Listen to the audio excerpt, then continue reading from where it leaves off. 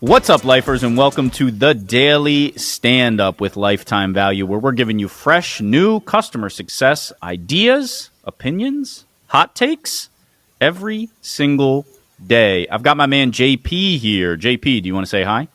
Hello. I got my man Rob here. Rob, do you want to say hi?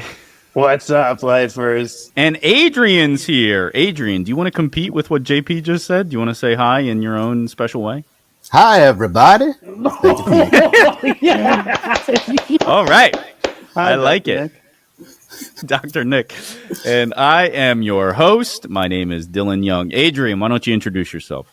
Yeah, appreciate it. So my name is Adrian. I'm a pretty fresh customer success manager with about 2 years of experience. I'm pretty excited to join everybody today. Welcome. Love it.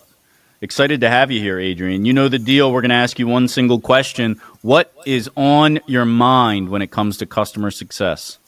Great question. The one thing that keeps me up at night is account health. It's one of those things where we want to make sure that everyone's happy, but what point do we worry too much about it? Well, that's when you make every account color is yellow. And we just Gotta try to stop worrying about it, right? Right.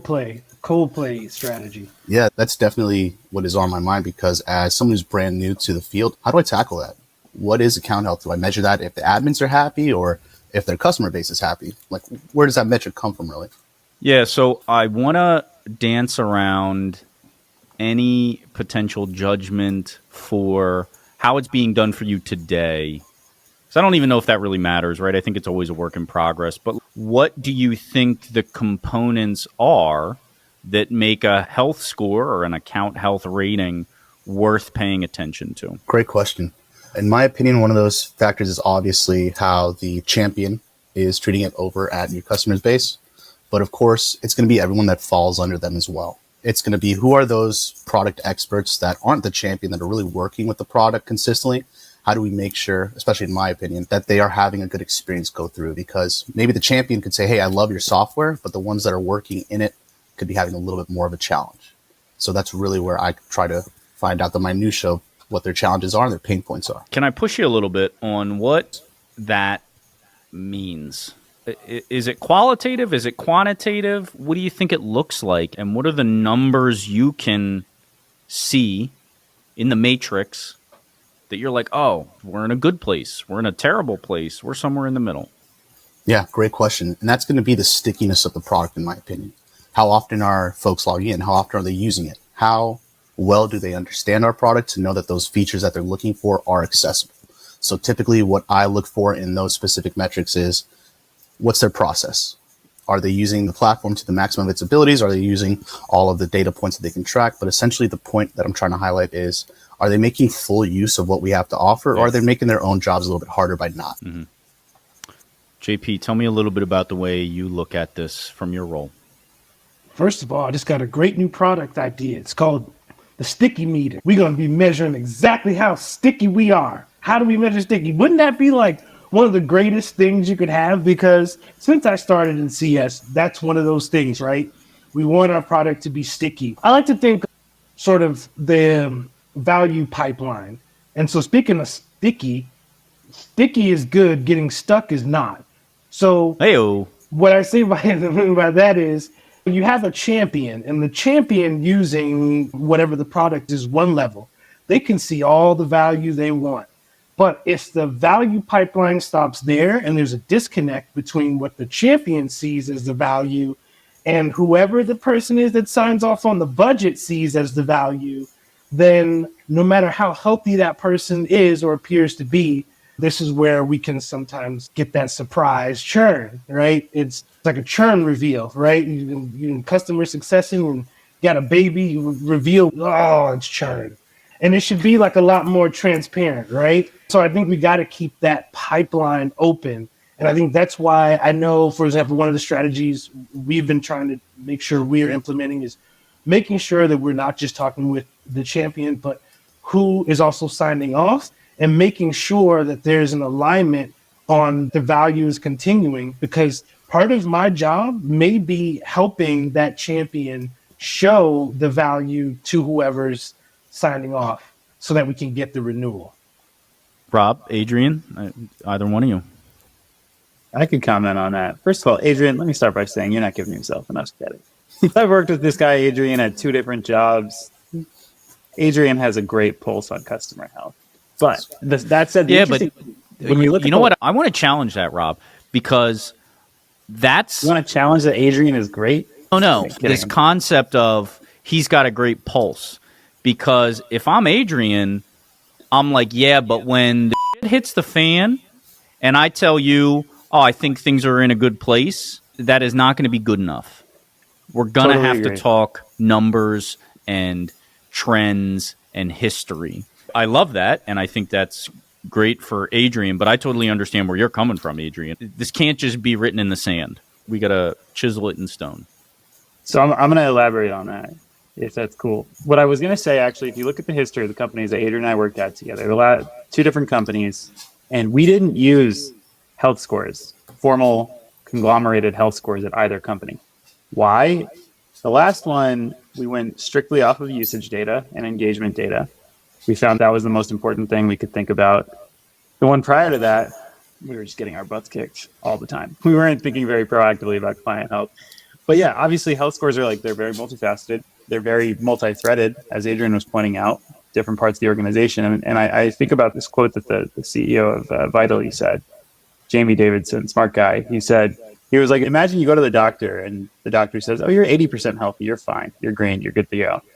You'd be like, what? What is the 20%? You'd freak out, right? So I'm thinking through a thought experiment here. Take 2 customers, both 80% healthy. Let's say one is higher usage, lower satisfaction. One is higher satisfaction, and lower usage. Which of those do you think is healthier? It's a question for the group. No one has to answer that specifically. That's a good question. I'm just going to take a stab at that one. I would say the one with the higher usage rate, because the more they use a product, even if they're running into frustrations, that's something you can address at least. If they're already happy with the product and don't use it, that sounds like a big problem. Sticky meter. Question. Trick Well, question. so I don't Context. I need context, baby. I don't think they're not using it. Their usage is just lower. This is a challenge I came across in the last role I had, which was we started to see usage go down, but it was because the whole point of our product was to make their processes more efficient, to do a lot of the work for them. And so the time logged in the software, I don't believe anymore in the world we live in. This isn't Facebook. It's not Instagram. We're not in the attention economy. We're actually in the exact opposite. How does this slot in and help their daily activities without monopolizing their time? So in that way, usage becomes usage in terms of time on page, horrible metric. Usage in terms of how many widgets do they process through your software, great metric. But those are 2 very different, and we often stop at the first one because it's super easy to do and never try the second one. AKA, that's context. The usage, you need to have context, right? Higher or lower usage.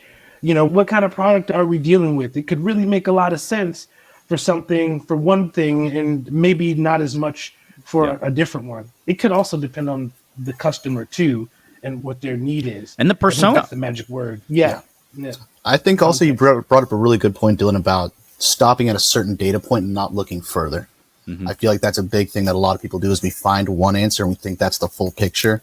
But as you mentioned there's way more to that story because there's way more than just one feature to your product, right? Yeah. So I think that you brought up a really good point, and that goes back to how are we really tracking this? Are we really looking at the data the right way? And at that point, it's more of a procedural question, in my opinion. But again, I really do agree with your points. Really like that. Yeah.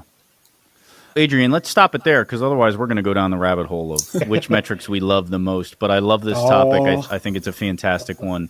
Thank you so much for joining and sharing your insights, especially for being a relatively young customer success professional. Part of what we're trying to do here is make sure that everybody's opinions get heard, understand this as a safe space and a town square of sorts where we can all sort of trade ideas and learn from one another. So I really love that. Thanks so much, Adrian. Until next time, we'll have to say goodbye for now. Awesome. Thank you guys for having me, and I appreciate the invitation.